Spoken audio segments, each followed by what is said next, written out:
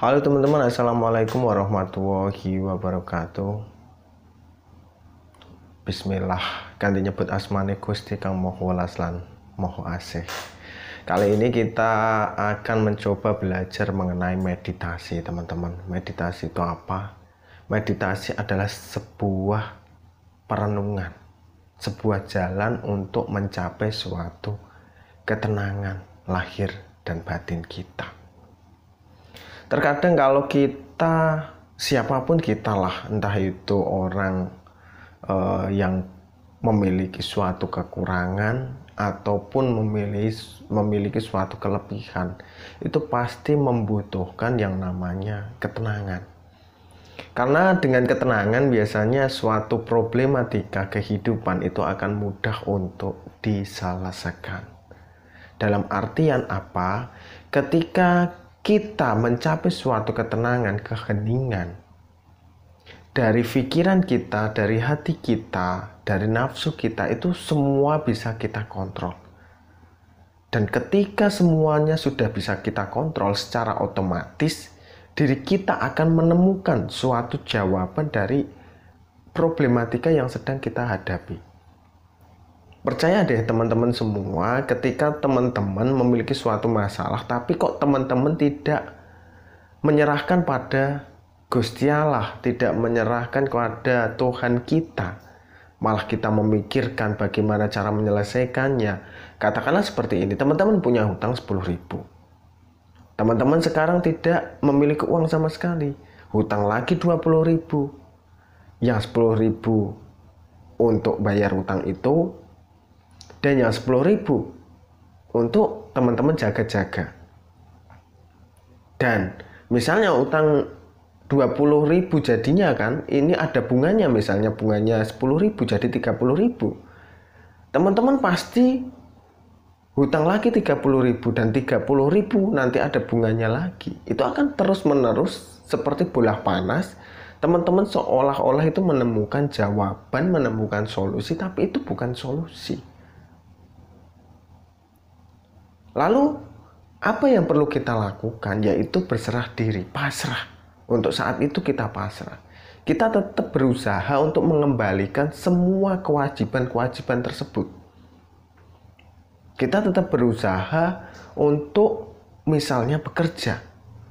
Itu baru yang uang 10.000, uang yang 20.000. Bagaimana dengan mereka yang tiba-tiba usahanya 1 miliar itu macet dan menanggung beban 1 miliar misalnya. Kalau sehari saja mereka digaji 200.000, 1 bulan mereka mendapatkan gaji 6 juta. 6 juta kali setahun, 60 juta ditambah berapa? Ditambah 12 juta. Baru berapa? Baru 72 juta. Berapa tahun dia akan menyelesaikan hutang dari 1 miliar tersebut? Pasti ini akan lebih sulit. Dan itu yang dulu pernah di sesi kejatuhan saya juga pernah mengalami fase-fase terkelam di dalam hidup saya. Dimana saat itu di kepala saya itu tidak bisa memikirkan apa-apa, seolah-olah itu hidup gembrungsung, seolah-olah itu ada hal-hal yang di luar nalar yang biasanya tidak saya lakukan. Saya kalau melakukan itu biasanya itu akan berpikir 2 kali, berpikir halal haramnya, tapi tiba-tiba itu saya lakukan. Dan ketika saya melakukan seperti itu, akhirnya terjatuh. Saya memiliki keluarga berantakan, saya memiliki posisi yang saat itu jadi suatu jabatan manajer itu udah berantakan, bekerja itu terus off, resign dan lain sebagainya. Karena isi kepala saya itu kayak bukan saya seperti itu. Itu adalah suatu pengalaman, diakui atau tidak, bahwa di dunia pekerjaan misalnya, di dunia percintaan, di dunia sosial, itu kadang ada hal-hal yang bersifat mistika seperti itu.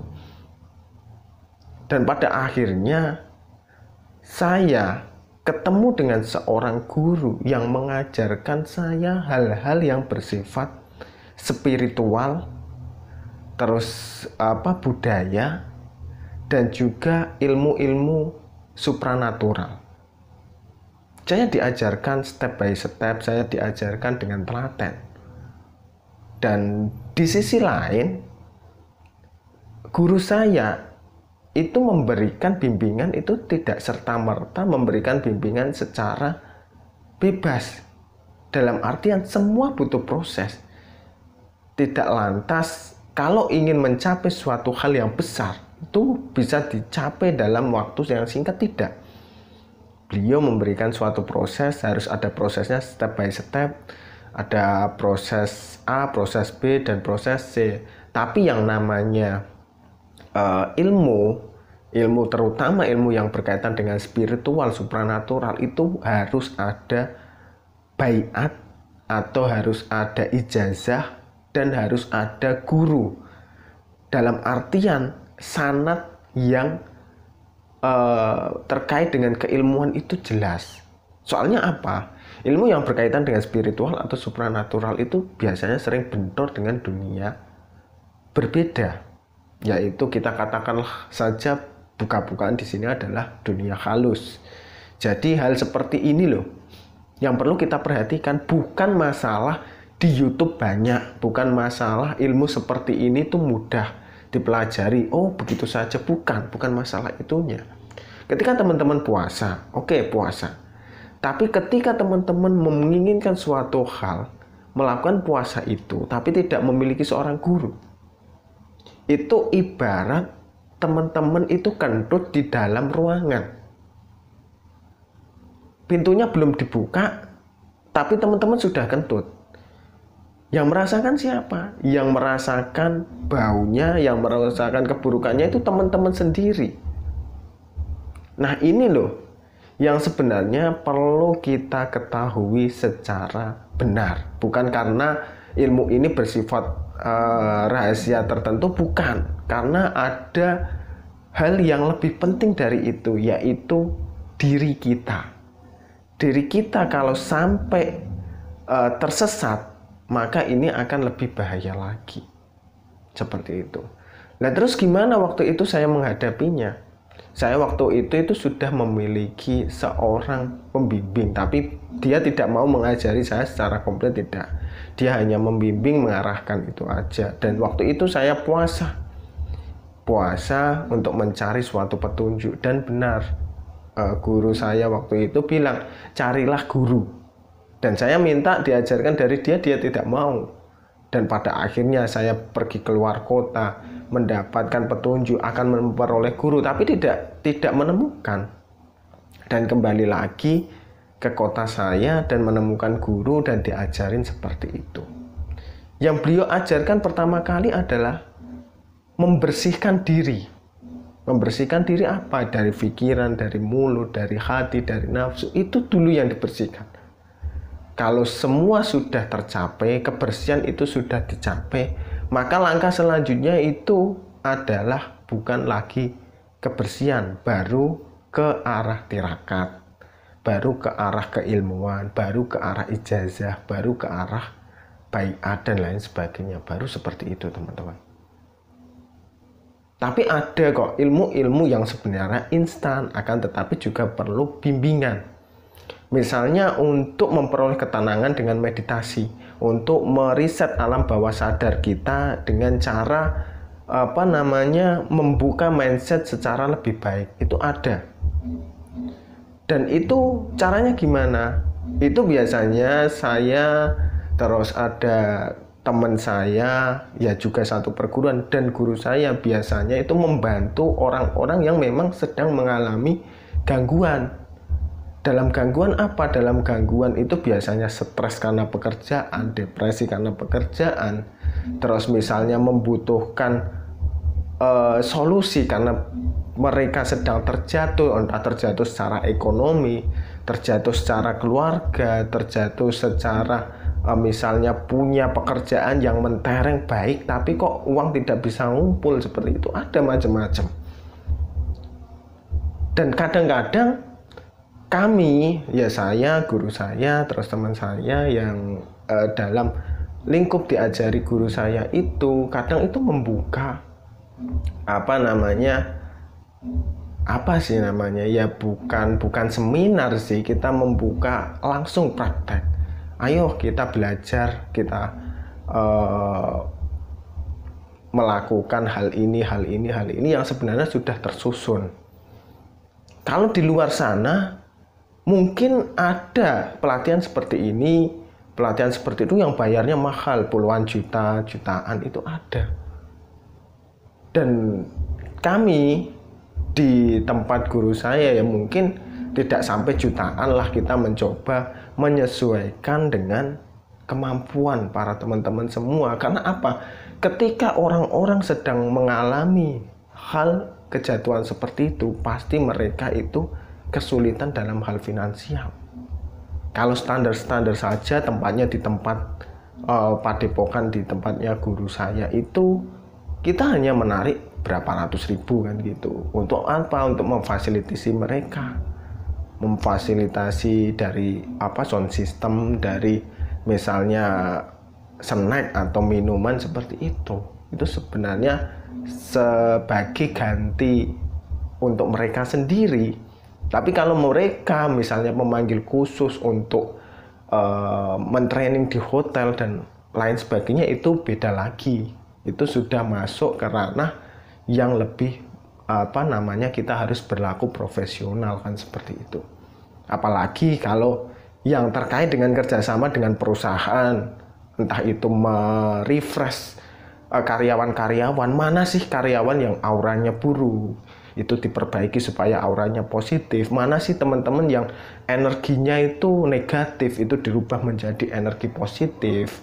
Mana sih teman-teman yang sedang bentur, sedang memiliki masalah, gangguan mental atau lain dan sebagainya, itu mencoba kita perbaiki dan membuat mereka itu berpikir ulang. Dalam artian berpikir ulang, membuang pikiran-pikiran yang negatif, yang cenderung merugikan perusahaan atau tidak memberikan sumbangsi lebih kepada perusahaan, untuk semangat bareng-bareng untuk mengembangkan perusahaan. Biasanya seperti itu. Dan itu adalah pengelolaan yang secara ya kita, karena berkaitan dengan perusahaan, berkaitan dengan manajemen, ya kita kelola secara profesional seperti itu. Tapi di tempat kita sendiri, itu yang kita pelajari apa? Yang kita pelajari adalah spiritual. Di situ ada majelis zikir. Majelis zikir yang mempelajari tentang hakikat. Apa sih yang ada di dalam diri manusia mengenai IQ, terus EQ, terus SQ, itu dipelajari semua. Dari segi ilmiahnya ya juga dari segi spiritualnya. Terus nanti juga ada seni pernafasan. Dalam artian seni pernafasan ini adalah seni pengelolaan, pengendalian energi yang ada di dalam tubuh manusia, di mana itu biasanya berkaitan dengan aura, berkaitan dengan energi kundalini, biasanya berkaitan dengan hal-hal yang lain yang kaitannya dengan energi supranatural seperti itu. Terus di sisi lain kita juga belajar mengenai budaya. Karena budaya itu apa? Budaya adalah hal yang sifatnya itu mengarah kepada dakwah. Kita berdakwah dengan budaya itu seperti yang diajarkan para wali, itu dengan wayang kulit, dengan lagu-lagu, tembang-tembang. Itu biasanya cenderung kita senang-senang, tapi kita juga memberikan suatu wejangan. Di sisi lain kita juga melakukan suatu pengajian tertentu yang cenderungnya kita mengulas mengenai suatu sejarah, mengulas mengenai suatu cerita dan lain sebagainya, seperti itu. Banyak teman-teman yang kita dapatkan di tempat kita belajar. Akan tetapi semua tidak serta-merta, karena memang semuanya butuh proses, butuh waktu, butuh ketekunan, dan memang ada jalan-jalan yang bisa diambil, yaitu jalan-jalan pintas, tapi dengan cara-cara, teknik-teknik yang lebih sederhana itu ada. Tapi biasanya jalan yang seperti ini itu tidak bisa digunakan, misalnya saya di terapi seperti itu, terus misalnya melakukan suatu meditasi, itu biasanya untuk diri saya sendiri. Kalau untuk kita kembangkan untuk membantu orang lain, kita harus berproses seperti orang nyantri lah, kita seperti orang yang berada di pondok pesantren terus belajar. Soalnya memang ada teknik-teknik tertentu yang harus kita lakukan. Sudah banyak teman-teman yang berasal dari luar kota atau dalam kota yang belajar ke tempat kita. Mereka belajar, biasanya yang datang itu mereka yang sedang terjatuh, sedang terpuruk, entah itu karena ekonomi, keluarga, dan lain sebagainya. Mereka terpuruk, bahkan makan saja kadang mereka tidak mampu. Di situ mereka belajar, menuntut ilmu, dan akhirnya mereka mendapatkan suatu kemurnian pikiran, kejernihan hati dan pikiran. Terus mereka berhasil mewujudkan apa yang mereka cita-citakan. Karena apa? Karena dirinya itu sudah direfresh, dari aura yang negatif dirubah menjadi positif, energi yang negatif ke positif, terus nanti pikiran yang kotor dirubah menjadi baik, terus hati yang kemrungsung, hati yang negatif, sombong, congkak dan lain sebagainya itu dirubah ke hal yang positif. Nanti mereka keluar itu menjadi orang-orang yang lebih positif, lebih disegani, lebih dihormati karena terbawa dari aura mereka. Dan mereka cenderungnya setelah mereka keluar dari belajar di situ, mereka cenderung menjadi orang-orang yang cukup disegani. Ada yang jadi eksporter, ada yang jadi pebisnis, dagang skala yang di kota besar juga ada yang menjadi seorang ikut di perusahaan dan memiliki jabatan juga ada. Banyak yang seperti itu. Dan harapan kita ketika orang belajar dari tempat kita itu apa sih? Kita juga memiliki kegiatan kok setiap tahun. Setiap tahun sekali kita memiliki kegiatan yang memang anggarannya itu lumayan. Anggarannya berapa? Bisa sampai ratusan juta itu untuk sunatan massal misalnya. Untuk santunan anak yatim piatu, untuk menggelar budaya, untuk memberi sumbangsih lebih kepada masyarakat umum, yang untuk menghibur masyarakat dengan tanggapan wayang kulit, dengan misalnya seni teater, mewadahi masyarakat dan lain sebagainya. Dan dari mana uang-uang tersebut? Uang-uang tersebut yang memang kita kumpulkan dari hasil kita misalnya bekerja sama dengan tokoh-tokoh masyarakat, mungkin kita bekerja sama dengan perusahaan, juga dari hasil kita melatih orang-orang dari penyembuhan-penyembuhan tersebut. Tidak lantas terus kita ambil sendiri, bukan. Kita tetap mengalokasikan karena kita berbentuk suatu yayasan, jadi kita alokasikan untuk suatu manajemen. Dalam artian manajemen itu dikembalikan untuk kepentingan sosial. Kalau berbicara mengenai diri sendiri, guru saya itu sudah juga memiliki kegiatan sebagai dalang, juga sebagai kiai, juga istrinya itu seorang PNS.